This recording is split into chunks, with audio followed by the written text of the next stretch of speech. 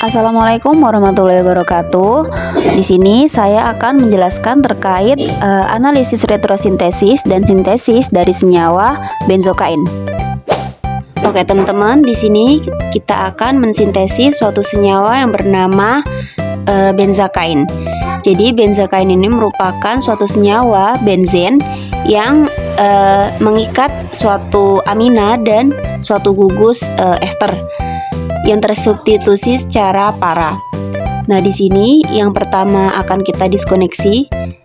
Dalam mensintesis senyawa benzokain ini, kita perlu menganalisis retrosintesisnya terlebih dahulu. Nah, dalam analisis retrosintesis ini, yang pertama akan kita diskoneksi adalah suatu senyawa etoksi di sini yang berikatan dengan C-karbonil. Nah, setelah didiskoneksi, maka senyawa etoksi ini akan bermuatan negatif atau dinamakan dengan sinton negatif, dan sinton positifnya adalah senyawa ini, yaitu karena C-karbonil ini akan bermuatan positif, sementara etoksi ini akan bermuatan negatif. Nah, C-karbonil yang bermuatan positif ini akan berikatan dengan sesuatu yang bermuatan negatif, yaitu di sini adalah OH-.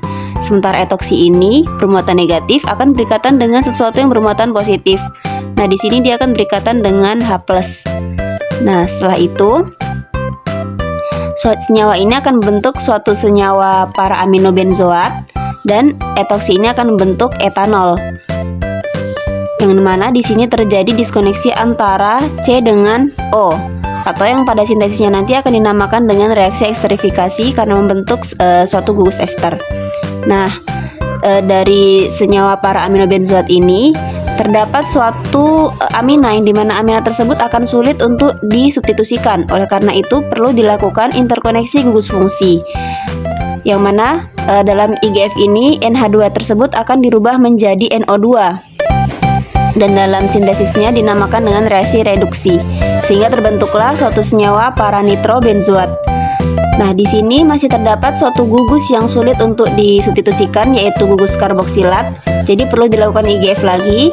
Di sini karboksilat akan kita IGF menjadi suatu alkil ya, CH3, sehingga terbentuklah senyawa para nitrotoluena, atau dalam IGF-nya tadi dinamakan reaksi oksidasi saat sintesisnya.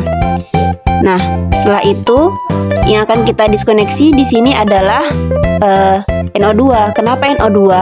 Karena NO2 ini jika didiskoneksi, maka saat disubstitusikan si CH3 ini merupakan pengarah ortopara.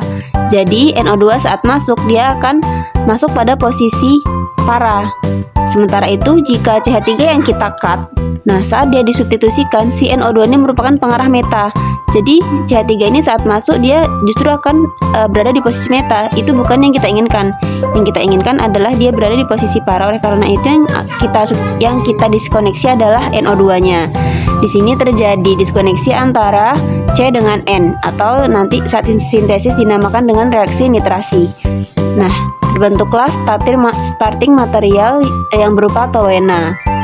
Kemudian kita akan mensintesisnya. Starting material kita adalah toluena. Di sini akan kita nitrasi menggunakan HNO3 dan H2SO4, sehingga terbentuklah senyawa para nitrotoluena. Setelah itu akan kita oksidasi menggunakan KMNO4 untuk mengubah alkil ini menjadi karboksilat ya, sehingga terbentuklah suatu senyawa para nitrokarboksilat. Setelah itu akan kita reduksi untuk mengubah NO2-nya menjadi NH3 dengan H2 dan palladium dan karbon aktif, sehingga terbentuklah suatu senyawa para amino karboksilat. Setelah itu kita reaksikan dengan etanol tadi ya, pada suasana asam, sehingga terbentuklah molekul target kita, yaitu benzokain. Sekian video pembahasan mengenai analisis retrosintesis dan sintesis dari senyawa benzokain. Thank you for watching and see you next video. Bye bye.